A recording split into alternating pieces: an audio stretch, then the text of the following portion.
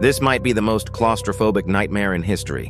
In 1876, Blanche Monnier was a gorgeous socialite in Paris. She had everything until she fell in love with a broke lawyer. Her mother forbade the marriage. Then suddenly, Blanche vanished. Her family cried, they mourned, and eventually, the city forgot her. For 25 years, life went on. But Blanche never actually left the house.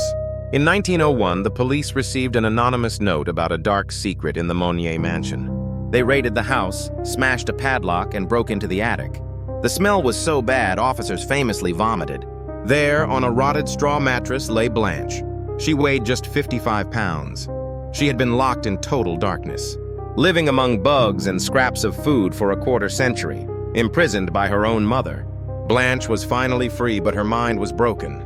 She died in an asylum, terrified of the sun,